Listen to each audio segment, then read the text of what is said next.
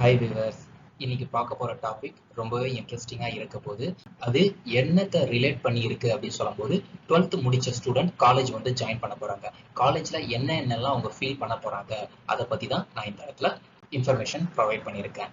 நம்ம ஆல்ரெடி தெரியும், ஸ்கூலுடைய செட்டப் நம்மளுக்கு ஆல்ரெடி தெரிஞ்சதுதான். அது எப்படின்னா எல்கேஜி டு 12th ஸ்டாண்டர்ட் அது வரைக்குமே நம்ம ஸ்கூல் வந்து படிச்சிருக்கோம். அதனால ஒரு 14 இயர்ஸ் வந்து ஸ்பெண்ட் பண்ணதுனால நம்ம ஸ்கூல் பத்தி ஃபுல் டீடைல் தெரியும். இதுவே தமிழ் மீடியம் ஸ்டூடெண்ட் அப்படின்னு சொல்லும்போது அவங்க first standard to 12th standard 12 years வந்து படிச்சிருப்பாங்க. அவங்களுக்கும் ஸ்கூல் பத்தி ஃபுல் இன்ஃபர்மேஷன் தெரிஞ்சிருக்கும். ஆனா காலேஜ்னு சொல்லும்போது இது உங்களுக்கு ரொம்பவே நியூ டு த ஃபீல்டு. இது வரைக்கும் உங்களுக்கு காலேஜ் பத்தி யாருன்னா ஒரு ஃப்ரெண்ட்ஸ் சொல்லியிருக்கலாம், இல்ல மூவில வந்து கேள்விப்பட்டிருக்கலாம். அதுதான் காலேஜ்னு உங்களுக்கு வந்து தெரிஞ்சிருக்கும். ஆனா இப்போ நீங்க ஒரிஜினலாவே காலேஜ்க்குள்ள போக போறீங்க. காலேஜ்ன்றது எந்த செட்டப்ல இருக்க போகுது, அந்த இன்ஃபர்மேஷன் தான் நான் இந்த இடத்துல உங்களுக்கு கொடுத்துருக்கேன். இந்த இன்ஃபர்மேஷன் ஒரு 15 சீக்ரெட் இன்ஃபர்மேஷன் ப்ரொவைட் பண்ணியிருக்கேன். இதை நீங்க காலேஜ் முடிக்கிற வரைக்கும் ஃபாலோ பண்ணீங்கன்னா நீங்க உங்க ஸ்டேஜ்ல இருந்து அடுத்த ஸ்டேஜ் போறதுக்கு ரொம்பவே யூஸ்ஃபுல்லா இருக்கும். வாங்க வீடியோக்குள்ள போயிடலாம். ஃபர்ஸ்ட் நீங்க வந்து இப்போ 12th வந்து கம்ப்ளீட் பண்ணிட்டு இருப்பீங்க. அடுத்தது கம்பல்சரி நீங்க ஏதோ ஒரு காலேஜ் வந்து ஜாயின் பண்ண போறீங்க. ஆர்ட்ஸ் அண்ட் சயின்ஸ் ஜாயின் பண்ற மாதிரி இருந்தா அது உங்களுக்கு 3 இயர்ஸ் இருக்கும். இதுவே இன்ஜினியரிங் அப்படின்னு சொல்லும்போது 4 இயர்ஸ் படிக்கிற மாதிரி இருக்கும். ஆர்ட்ஸ் அண்ட் சயின்ஸ் சொல்லும்போது பிகாம், பிஎஸ்சி, பிஏ, பிபிஏ அந்த கோர்ஸ் எல்லாமே ஆர்ட்ஸ் அண்ட் சயின்ஸ்ல வரும். இது 3 years course. Third year final year அப்படின்னு சொல்லுவாங்க. இன்ஜினியரிங் அப்படின்னு சொல்லும்போது 4 இயர்ஸ் கோர்ஸ் வந்து இன்ஜினியரிங். அதுல பிஇ, பிடெக் எல்லாமே வரும். 4 இயர்ஸ்ல ஃபோர்த் இயர் ஃபைனல் இயர் அப்படின்னு சொல்லுவாங்க. இந்த இடத்துல உங்களுக்கு ஒரு 15 அன்னோன் இன்ஃபர்மேஷனை நான் ப்ரொவைட் பண்ண போறேன். ஏன்னா நீங்க ஸ்கூல் செட்டப்ல தான் உங்களுக்கு தெரியும். காலேஜ் பத்தி அந்த அளவுக்கு நாலேஜ் வந்து உங்களுக்கு இருக்காது. நான் என் பர்சனலா என்னென்னலாம் காலேஜ்ல ஃபீல் பண்ணேன் அதை அப்படியே இந்த இடத்துல 15 பாயிண்ட்ஸா உங்களுக்கு கொடுத்துருக்கேன். இதை நீங்க ஃபாலோ பண்ணும்போது ஃபர்ஸ்ட் இயர்ல நீங்க என்னதான் படிக்கல, டல்லா இருக்கீங்க, கம்யூனிகேஷன் இம்ப்ரூவ்மெண்ட் பண்ணல, அது இருந்தா கூட பரவாயில்ல. ஃபைனல் இயர் வரும்போது இதெல்லாம் நீங்க ஃபாலோ பண்ணும்போது உங்களுடைய செல்ஃப் கான்ஃபிடன்ஸ் அதிகமாகவே இருக்க போது. பர்ஃபெக்டான பர்சனாகவும் நீங்க இருக்க போறீங்க. ஃபர்ஸ்ட் இம்பார்ட்டன்ட் திங் என்னன்னா ட்ரெஸ் கோட் தான். ஏன்னா first impression is the best impression அப்படின்னு சொல்லுவாங்க. ஒரு பர்சன் கிட்ட நம்ம பேசல, இருந்தாலும் அவனை நம்ம எப்படி ஐடென்டிஃபை பண்ணுவோம் அப்படின்னு சொல்லும்போது அவனுடைய ட்ரெஸ் கோடை வச்சு தான் நம்ம ஐடென்டிஃபை பண்ணுவோம். அதனால ஸ்கூல்ல இருந்து காலேஜ் வந்து நீங்க போகும்போது first important thing dress code தான். பாய்ஸ்ன்னு சொல்லும்போது நீங்க ஃபார்மல் ட்ரெஸ் தான் வியர் பண்ணணும். அதே மாதிரி ஜீன்ஸ், டிஷர்ட் அதெல்லாம் அவாய்ட் பண்ணிடுங்க. அதுவே கேர்ள்ஸ்ன்னு சொல்லும்போது சுடிதார் அதுதான் வியர் பண்ற மாதிரி இருக்கும். எதெல்லாம் நீங்க அவாய்ட் பண்ணணும் அப்படின்னு சொல்லும்போது ஜீன்ஸ், டிஷர்ட்லாம் அவாய்ட் பண்ணிடுங்க. ஏன்னா நீங்க ட்ரெஸ் கோட் வந்து சரியா இல்லாத போது உங்களுடைய ஸ்டாஃப், காலேஜ்ல வந்து டீச்சர் ஸ்டாஃப்னு தான் நம்ம சொல்லுவோம், அவங்க வந்து பெர்செப்ஷன் ஒரு டல்லாவே நம்ம கிட்ட இருக்கும். அதனால அவங்க ஒரு ஸ்ட்ராங் அப்பியரன்ஸ் வந்து நம்ம கிட்ட கொடுக்க மாட்டாங்க. அது நம்மளுக்கு அந்த 4 இயர்ஸ் 3 இயர்ஸ் ரொம்பவே கஷ்டமாவே போயிடும். இப்போ நம்ம ட்ரெஸ் வந்து பர்ஃபெக்டா வியர் பண்றதுனால நம்மளுடைய அப்பியரன்ஸ் வந்து பர்ஃபெக்டா இருக்க போகுது. அதே மாதிரி செல்ஃப் கான்ஃபிடன்ஸும் இன்க்ரீஸ் ஆக போகுது. ஒரு பர்சனுக்கு செல்ஃப் கான்ஃபிடன்ஸ் எப்பெல்லாம் இன்க்ரீஸ் ஆகும் அப்படின்னு சொல்லும்போது அதுல ட்ரெஸ் கோடும் ஒரு ஒன் ஆஃப் த ரீசன் அப்படின்னு சொல்றாங்க. அதனால ட்ரெஸ் கோட் பர்ஃபெக்டா மெயின்டைன் பண்ணுங்க. இது ஃபர்ஸ்ட் டிப்ஸ். செகண்ட் டிப்ஸ் என்ன அப்படின்னு சொல்லும்போது ப்ராப்பர் ஏர் கட். ப்ராப்பர் ஏர் கட் அது என்ன அப்படின்னு சொல்லும்போது உங்களை ஸ்டைலா ஏர் கட் பண்ணாதீங்க அப்படின்னு நான் சொல்ல மாட்டேன். ஏன்னா நீங்க ஸ்டைலா ஏர் கட் பண்ணுங்க, ஏன்னா காலேஜ் படிக்கிற வயசு. ஆனா அதே மாதிரி அது ப்ராப்பரா அன்ஈவனா போயிடக்கூடாது. ப்ராப்பரான ஏர் கட்டா தான் இருக்கணும். ஃபார் எக்ஸாம்பிள் அதிகமா வந்து ஏர் வச்சிருக்கிறது, தாடி வந்து அதிகமா விட்டுருக்கிறது, அது மாதிரி பண்ணாதீங்க. ப்ராப்பரா இருக்கிறது நிறைய ஸ்டைலிஷான ஹேர் கட் இருக்கு. அதை நீங்க வந்து ஃபாலோ பண்ணுங்க. பாய்ஸை பொறுத்த வரைக்கும் ட்ரிம் பியர்டு எல்லாம் ட்ரிம் பண்ணி வச்சுங்க. இல்ல கிளீன் ஷேவ் பண்றதாலும் உங்க விருப்பம் தான். அதே மாதிரி எதெல்லாம் அவாய்ட் பண்ணோம் அப்படின்னு சொல்லும்போது லாங் ஹேர் அவாய்ட் பண்ணிட்டு, ஒரு சில ஸ்டூடெண்ட் வந்து கலர் பண்ணுவாங்க, அதை எல்லாமே அவாய்ட் பண்ணிடுவாங்க. அதே மாதிரி காதுல வந்து ஸ்டட் வியர் பண்ணுவாங்க, அதை தயவு செஞ்சு போடாதீங்க. அந்த இயரிங்லாம் நீங்க அவாய்ட் பண்ணாதான் உங்க ஸ்டாஃப் கிட்ட கொஞ்சம் நல்ல பேர், நல்ல அப்பியரன்ஸ் வந்து கிடைக்கும். இல்லைன்னா உங்களை வந்து ஒரு ரவுடி மாதிரி கிரியேட் பண்ணிடுவாங்க. கேர்ள்ஸ்ன்னு சொல்லும்போது நீங்க நேச்சுரலா எப்படி இருக்கீங்களோ அதே மாதிரி இருந்துங்க. ஏரை பொறுத்த வரைக்கும் உங்களுக்கு எந்த ஒரு ப்ராப்ளமும் இல்லை. ஆனா எதை நீங்க அவாய்ட் பண்ணணும் அப்படின்னு சொல்லும்போது கலரிங் பண்றதை அவாய்ட் பண்ணி, இப்ப நீங்க இதெல்லாம் நீங்க ஃபாலோ பண்ணும்போது ப்ராப்பர் ஹேர் கட் நீங்க பண்ணும்போது உங்களுடைய அப்பியரன்ஸும் பர்ஃபெக்டா இருக்க போது, செல்ஃப் கான்ஃபிடன்ஸும் இன்க்ரீஸ் ஆக போகுது. இதனால ஸ்டாஃப் கிட்ட உங்களுக்கு நல்ல பேரும் கிடைக்கும். Next wear shoe. ப்ரீவியஸா நம்ம ஸ்கூல் படிக்கும்போது நம்ம ஷூ போட்டு போயிருப்போம். சில ஸ்டூடெண்ட் வந்து ஸ்லிப்பர் போட்டு தான் போவோம். ஆனா காலேஜை பொறுத்த வரைக்கும் ஷூ போட்டு அது போகும்போது நம்மளுடைய ஃபுல் அப்பியரன்ஸ் பர்ஃபெக்டாவே இருக்கும். ஏன்னா கால் வந்து ஸ்லிப்பர் போடும்போது ஓப்பன்ல இருக்கும், ஒரு பர்ஃபெக்டா இருக்காது. அதுவே ஷூ போடும்போது கவர் ஆகும்போது ஒரு பர்ஃபெக்ட் ஃபீல் வந்து மத்தவங்க பார்க்கும்போது நம்மளுக்கு கிடைக்கும். அதே மாதிரி பாய்ஸை பொறுத்த வரைக்கும் கேஷுவல் ஆர் ஃபார்மல் ஷூ வந்து வேர் பண்ணுங்க. ஸ்லிப்பர் வந்து முடிஞ்ச அளவுக்கு அவாய்ட் பண்ணிடுங்க. கேர்ள்ஸை பொறுத்த வரைக்கும் ஃபார்மல் நீங்க போகணும்னு அவசியம் கிடையாது. கேஷுவல் ஷூ கூட வேர் பண்ணிக்கலாம். ஸ்லிப்பர் வந்து அவாய்ட் பண்ண ஃபாலோ பண்ணுங்க. இது உங்களுடைய அப்பியரன்ஸ் அண்ட் செல்ஃப் கான்ஃபிடன்ஸை ரொம்பவே இன்க்ரீஸ் பண்ணும். இதெல்லாம் ஒரு நல்ல பழக்கம் தான். Next, use perfume. இது என்ன யூஸ் பர்ஃப்யூம் அப்படின்னு சொல்லும்போது நம்ம ஆல்ரெடி தெரியும். இது வரைக்கும் ஸ்கூல் படிக்கும்போது சில பேர் வந்து பர்ஃப்யூம் யூஸ் பண்ணியிருப்போம், சில பேர் யூஸ் பண்ணாமல் இருந்திருப்போம். இந்த இடத்துல நான் ஏன் யூஸ் பர்ஃப்யூம் சொல்றேன் அப்படின்னு சொல்லும்போது, நம்ம காலேஜ்ல வந்து 8:30 to 1 o'clock arts and science அந்த காலேஜா இருந்தா அப்படி இருக்கும். இல்லைன்னா அவங்களே ஒரு 2 to 3 PM வரைக்குமே வச்சிருக்காங்க. இது இன்ஜினியரிங் சொல்லும்போது 8:30 to 4 o'clock அது வரைக்கும் இருக்கு. அப்ப நம்ம பாடியில வந்து வேர்வை வந்து அதிகமா வரும். அப்போ வந்து அதை அவாய்ட் பண்றதுக்காக பெர்ஃப்யூம் யூஸ் பண்றது நம்ம ரொம்பவே நல்லது. For example, morning fresh up ஆயிடுறீங்க, அதுக்கு அடுத்தது ட்ரெஸ்லாம் போட்ட பிறகு பெர்ஃப்யூம் வந்து யூஸ் பண்ணீங்க. அது எப்படியும் ஒரு 5 hours 6 hours வந்து நம்மளுக்கு தாக்கு பிடிக்கும். அதனால யாருன்னா சப்போஸ் நம்ம பேசும்போது கூட பேட் ஸ்மெல் வந்து அவங்களுக்கு போகாது. ஒரு குட் அப்பியரன்ஸ் தான் அவங்களுக்கு கிடைக்க போகுது, குட் ஃபீல் தான் அவங்களுக்கு கிடைக்க போகுது. அதனால பெர்ஃப்யூம் வந்து யூஸ் பண்ற பழக்கத்தை காலேஜ்ல இருந்து வளர்த்துக்குங்க. நெக்ஸ்ட் வந்து ஸ்லீப் வெல். காலேஜ் ஸ்டூடெண்ட் ரொம்பவே என்னன்னா செல்போன் யூஸ் பண்ணி அவங்க நல்லா தூங்காம போயிடுறாங்க. அதனால ஸ்லீப் வந்து அவங்களுக்கு ரொம்பவே இம்பார்ட்டன்ட். கம்பல்சரி 7 to 8 hours வந்து அவங்க ஸ்லீப் பண்ற மாதிரி இருக்கும். அதுவும் நார்மல் ஸ்லீப்பா இருக்கக்கூடாது, சவுண்ட் ஸ்லீப்பா இருக்கணும். மைண்ட்ல எந்த ஒரு கான்சென்ட்ரேஷனும் இல்லாம ரிலாக்ஸா தூங்குற மாதிரி இருக்கும். அந்த ஸ்லீப் தான் தேவை. அதே மாதிரி go to bed early. For example, சாப்பிட்ட பிறகு ஒரு 1/2 hour பிரேக் விட்டு நீங்க பெட்டுக்கு வந்து போய்விடுங்க.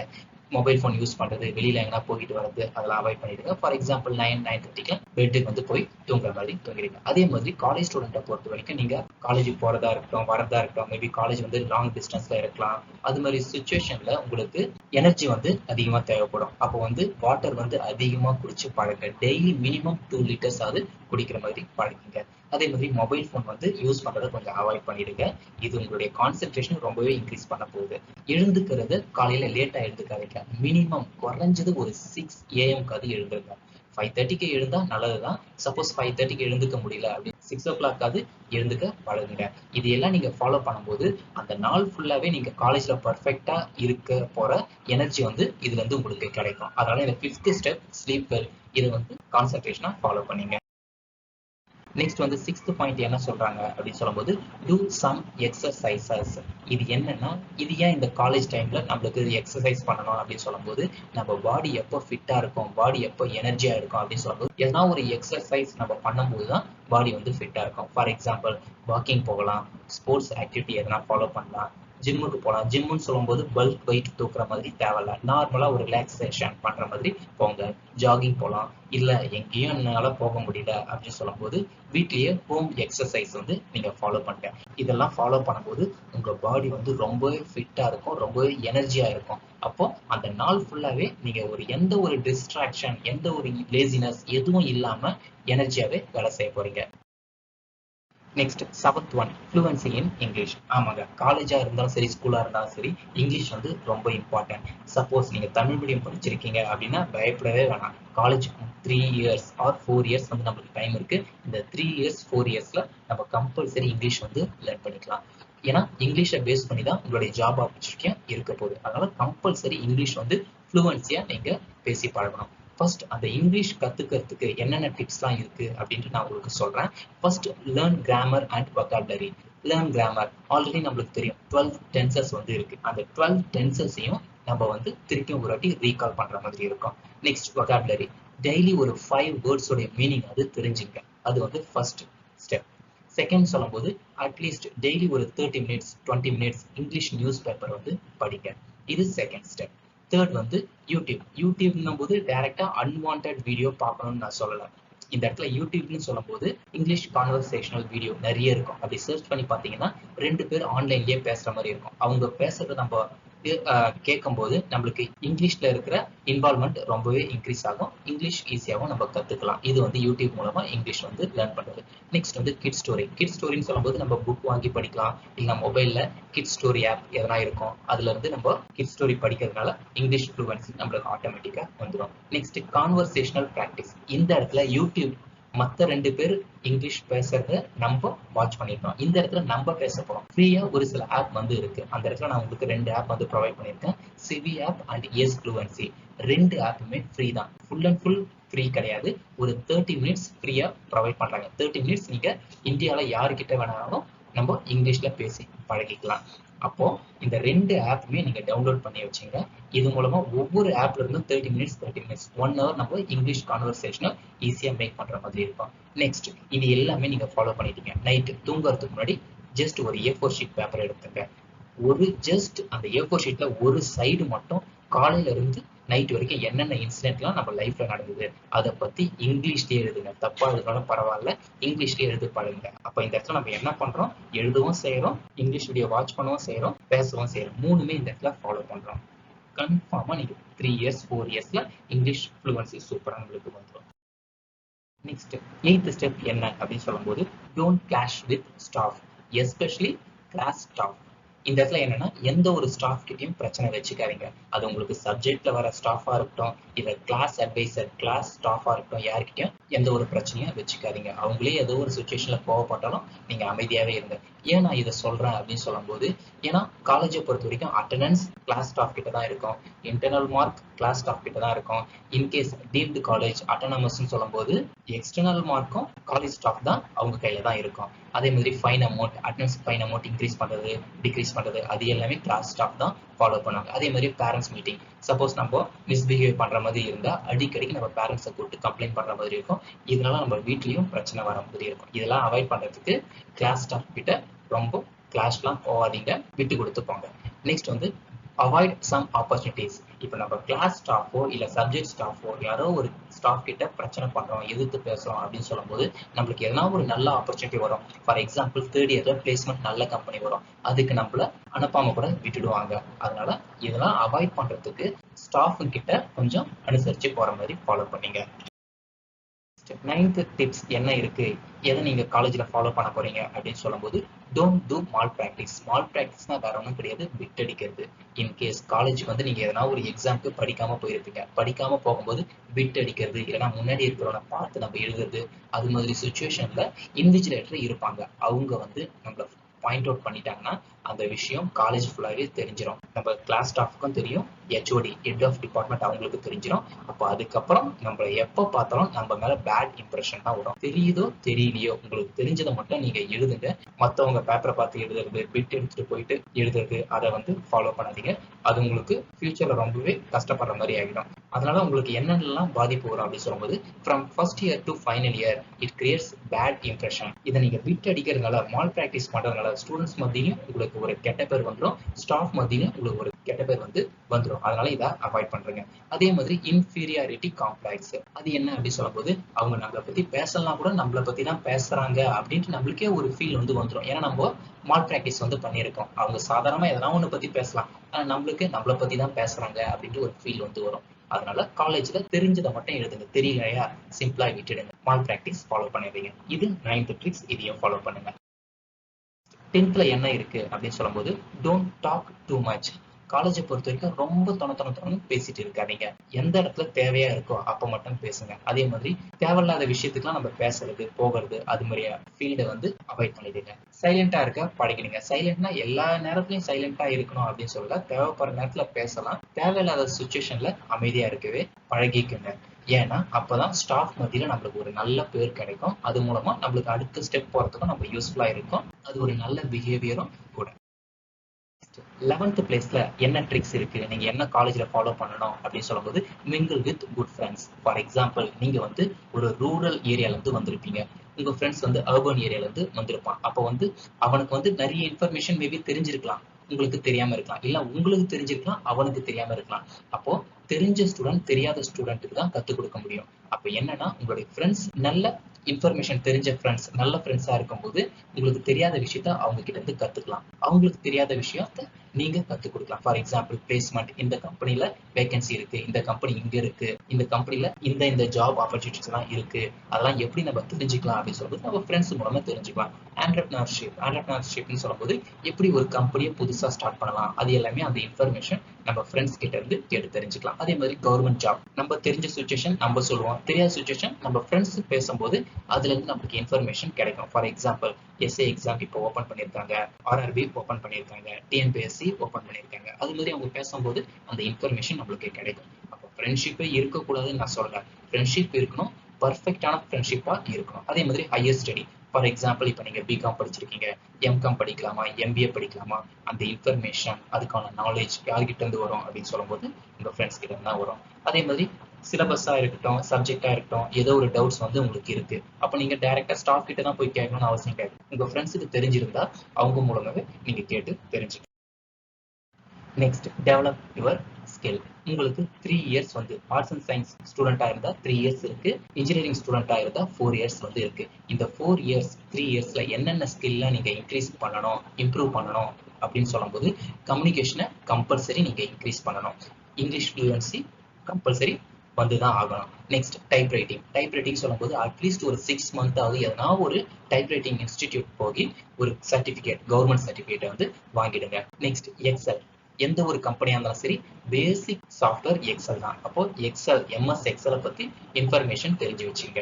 அதே மாதிரி எம்எஸ் வேர்டு எப்படி ஒர்க் பண்றது அந்த டீடைல்ஸும் தெரிஞ்சு வச்சுங்க.